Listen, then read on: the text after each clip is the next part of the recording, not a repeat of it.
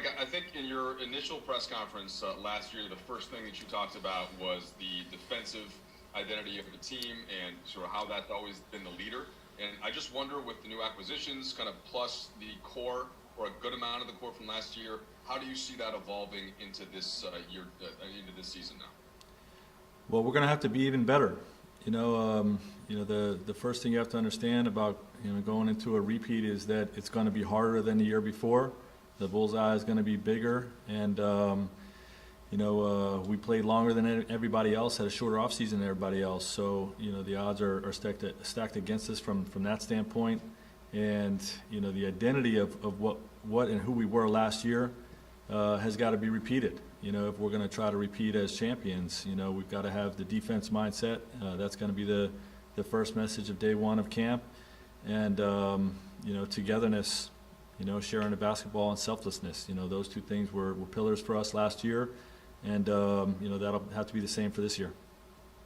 And Frank, of course, we all got the news yesterday with LeBron and AD and their plans to stick around for a while. How much does that, as a coach, center what you're doing? Whether it's building an offense, building a defense, how much does go around those two, and what kind of luxury is that for you as a coach? Well, obviously, those two guys are the cornerstones of our franchise, and everything's going to be built around them. Similarly to the way we structured things last year.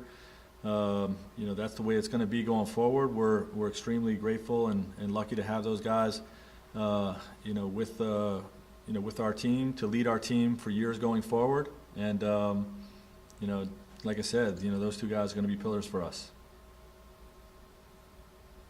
Okay, next up, Bill Oram, please. Hi, Frank. Good to see you again. Good to see you, Bill. Last year, you guys functioned with LeBron, obviously, as your primary playmaker and point guard. And Dennis Schroeder told us the other day that he would like to start. I'm assuming you haven't, or at least you wouldn't tell us if you've made a decision on that yet, given that there hasn't been a practice? Correct. Way too soon for that. But definitely going to give strong consideration to Dennis in the starting lineup, as we will with some other guys. But it's definitely way too soon for that. As a follow-up, could I ask you to share maybe what you see as some of the benefits of having LeBron playing with a traditional point guard versus the benefits maybe of having Dennis come off the bench and the things you'll be weighing? Well, the great thing about Dennis is, Dennis is effective off the basketball, attacking in second side action, and he's effective with the basketball, initiating offense, and that's why we feel like he's a great fit to play alongside LeBron, because he can play in both roles. So there's benefits to both, and we'll evaluate as we get into camp, and see what lineups are going to be best for us to win games. Okay, next up, Kyle Goon. Hey Frank, I know the off season was too short because you don't look like you're tan enough for having Correct. just won a championship months ago. Sort of based on that, with the short off season, and you have a week to go before your first preseason game. How do you plan on balancing sort of the fact that a lot of guys haven't gone through their normal off-season training regimens and may not show up in the shape that you're used to seeing them, but also you got games to play and the season starts in 3 weeks or whatever it is?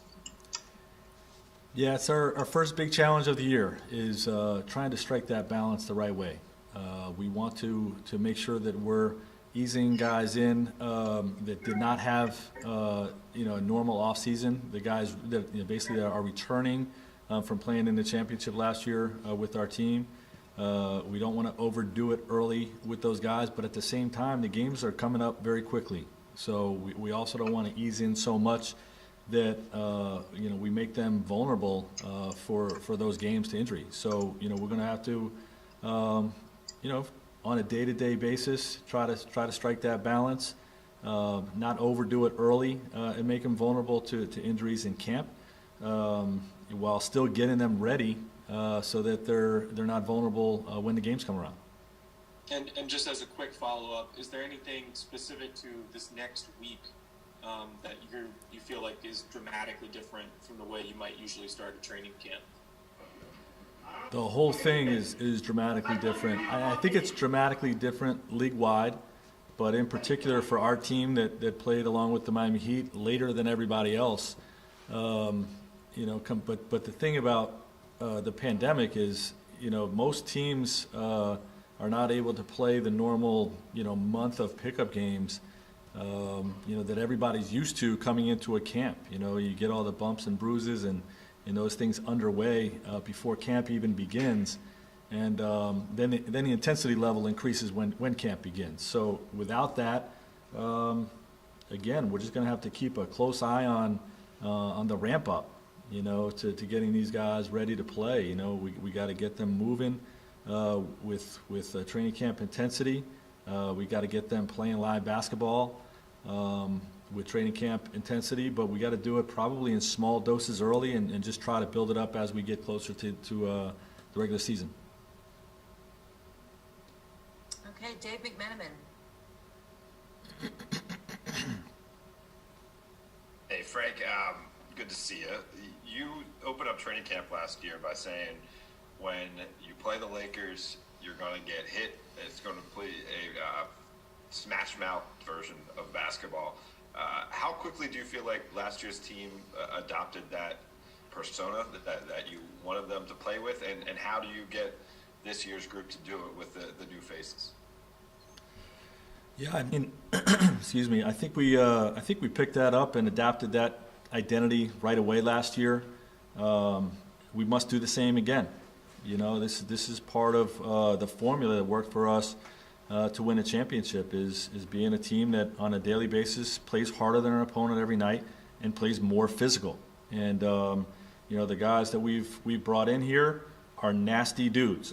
the new players that we brought in.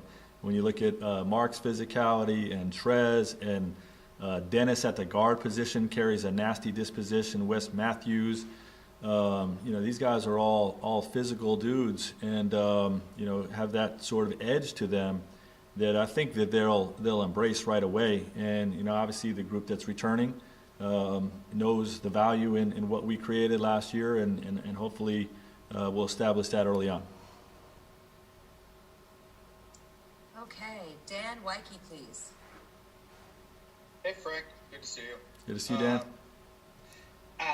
Were you surprised at sort of the amount of roster turnover that kind of happened this year? I know, we're talking potentially a couple new starters, definitely new bench pieces of significance. Is that exciting for you? Do you think that makes sort of the challenge ahead of you guys a little more palatable because you've got new blood, or I guess kind of how do you view that?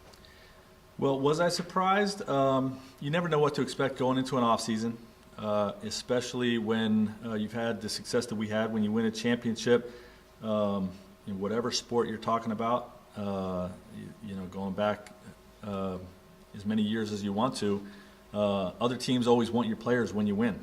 You know what I mean? So there's always a competition to keep your guys, your core guys around, and we knew that was going to play out. And you also have a situation when you win a championship and have an opportunity to win a championship again, to have great players that want to come play for you. So these are always very, very extremely difficult decisions to make. And I think we made some changes, but largely have our core back. And I'm excited about that, and I'm excited about each guy that is coming in here to be a Laker.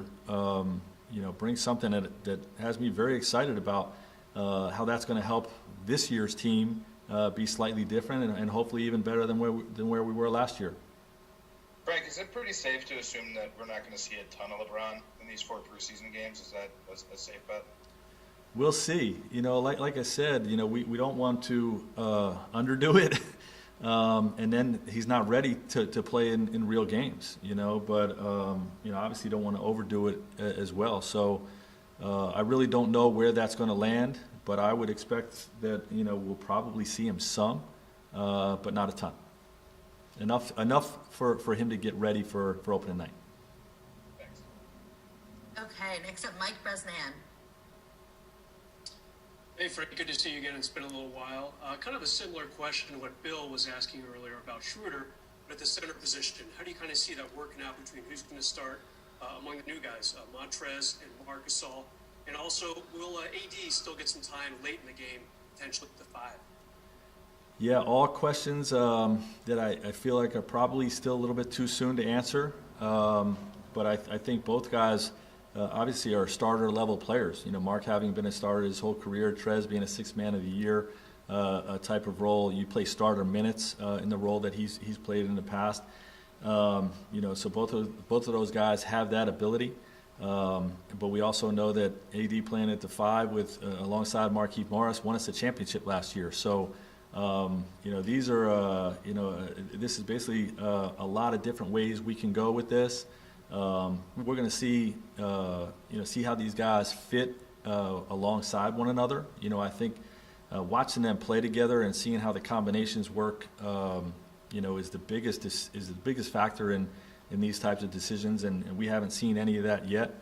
Along with conversations with each guys and what roles they're going to be most comfortable in. You know, I really take pride as a head coach in making sure I hear the player. Whatever player you're dealing with and what role is important to them, and for me to try to create that role for them, because if they feel good about their role, they're going to run through a wall. So those conversations are still to be had, and obviously the combinations of guys playing together in camp is still in front of us as well. So there's a lot of different ways we can go with that. Jim Hill.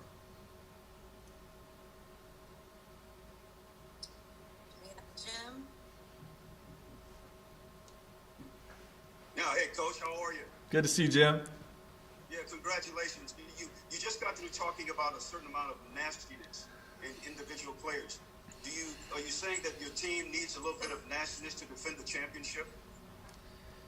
I do. I do think that we need that. And like I said, the bullseye is going to be bigger this year than it was last year. Our guys, like I said, played longer than everybody else did last year and have a shorter off season. So this is going to be a more difficult run for us than last year's season was, even though last year was very challenging as well. And, I think the disposition, an edginess, chip on your shoulder, whatever phrases you want to use, are going to be necessary in competing and in the regular season and setting a tone for who we're going to be, and what our identity is going to look like.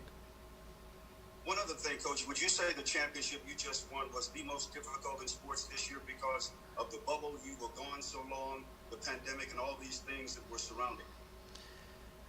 I think so, but look, it's so difficult to win a championship in any environment, in any sport. So I don't want to pull away from what anybody else was able to accomplish.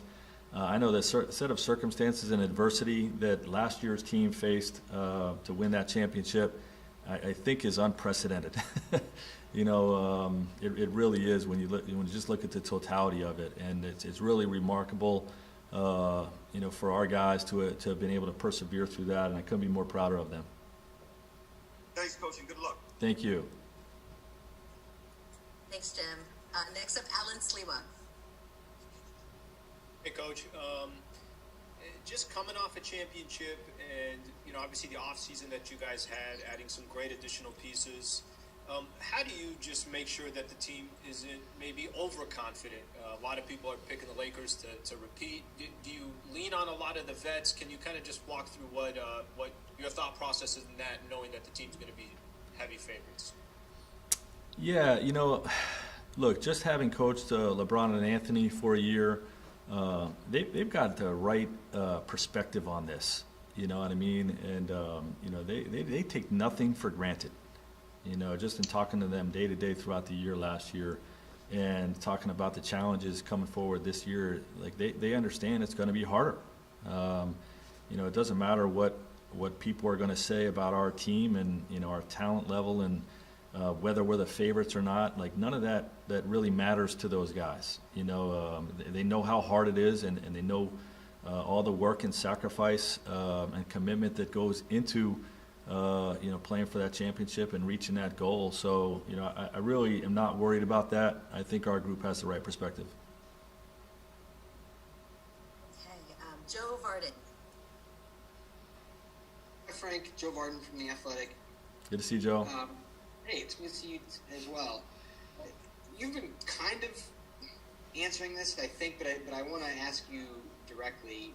One of the things that you said all throughout the regular season last year was you wanted the Lakers to dominate. And you guys, you attacked the regular season with a sense of urgency that, like, frankly, most LeBron teams don't. And it was notable. But now you're coming off not only a title, but the shortest offseason in NBA history. And so can you take that same approach? Like, can you ask this team to have that kind of urgency, like, in December and January after literally just winning a title in October? 100% yes.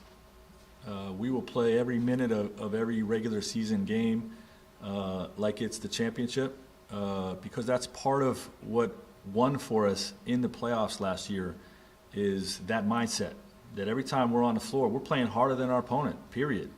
And we're carrying more than our opponent, period. Like, this is just a way of life for us. And if I talk about, so we're not unclear, if I talk about easing into this season, it's really about understanding where guys are from a conditioning standpoint, from an off-season recovery standpoint, and just making sure that there's a proper build-up in camp with that. But when we get into the season, for sure, every game that we play, we're playing to play harder than an opponent and care more about that night's victory than our opponent, because that's the number one habit that you can build throughout the regular season is the habit of winning. And having that mindset every time we stepped on the floor paid dividends for us in the playoffs. And that's going to be the mindset this year. And what I like about it is, that doesn't have to mean guys are going to play 45 minutes a night. We have such great depth that we can balance that out while still having the 5 guys on the floor competing like hell. Okay, just a couple more here. Melissa Rowland. Hey Frank, how you doing? Good, Melissa. How you doing?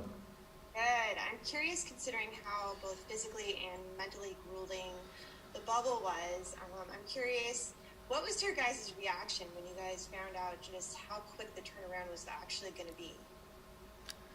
Well, I don't want to answer for other people. I know different players and different coaches have different perspectives on this, even within our group. The players, I think in particular, they are mindful of the physical recovery that goes into starting a new season. So I think they would prefer more time, but you'd have to ask them. Me personally, individually, I was okay with it. I would prefer to see the NBA get back on as regular schedule as possible, even if that meant, we have to start a little bit sooner than, all of us would have liked. I just think that's it's good for the league, it's good for all of us involved, to not stretch a season out into October again. And to do that, you have to start sooner. So, me individually, I was okay with this start time. Okay, last question. Jordan Richard. Hi, Frank. How you doing? Good. How you doing? I'm doing good. Can you talk about the floor spacing you get with Marcus Stahl, running him off of pick and pop situations? Also with Montrez, he's very good in the left block with isolating and post ups. So do you have a plan with Trez in terms of getting him post touches and just with Marcus Stahl and pick and pop situations? Yeah, for sure. We intend to use both of those guys in those ways. And, Mark's spacing, is not just about the pick and pop game. He brings a different dynamic to our team from a standpoint of having the defensive size that we had last year at the center position when we played JaVale and Dwight, but also having, a different approach. Both of those guys were rollers. We lose that aspect of that position. In terms of the lob threat, but Mark as a roller is a great passer. He's one of the best passers in the league at that position, And his spacing at the 3-point line, whether it's running flow offense through him at the top of the key, whether he's feeding the post to LeBron and Anthony and drawing the center away from the basket, or like you said, doing a pick and pop game, or spotting him up in the corner, top of the key when AD's rolling. All of those are different dynamics than we had last year. But I don't want to negate the fact that we're going to still have him rolling to the basket and having him either finishing or making passes inside out, which is one of his specialties. So, he's going to bring a different dynamic for us there. And, Trez is just a monster, man. Like, you put the ball in his hands on the low block or in the short roll game, similar to what we were talking about with Mark. He's a beast finishing at the basket and making plays as well. So, both of those guys, are going to give us a huge lift, in those situations. Okay, and I actually lied. I have one last question for Maximilian. Thank you. Hi, Coach. My name is Max. I'm with the German Newswire DPA. I was wondering, the other day when Dennis Schroeder was talking to us, he was making it pretty clear that he sees himself as a starter for the Lakers. What's your take on that? And also, what do you like about him as a player who makes him a good fit for the Lakers? Thank you. Yeah, I welcome his input on that, and obviously those things are going to play out through camp. He'll receive strong consideration for that. I do know that he's going to be one of our most important players and a big minutes player for us. My impressions of him as a player is I love his edge, that he plays with, the demeanor, the nasty competitor side of him. Is something that you hate playing against, but you love it when he's on your team. And I'm thrilled about it. He's one of the fastest guys in the league, and we were a great fast-breaking team last year. So I think he's only going to add to what we do in that regard. I've always called him the speeding bullet. When we played against him, like, okay, what are we going to do about the speeding bullet? How are we going to slow him down? And I'm just thrilled to have him on our roster. There's probably very few coaches in the league that are bigger fans of his game than I am. And, just excited that we were able to have this trade happen and bring him into the Lakers purple and gold.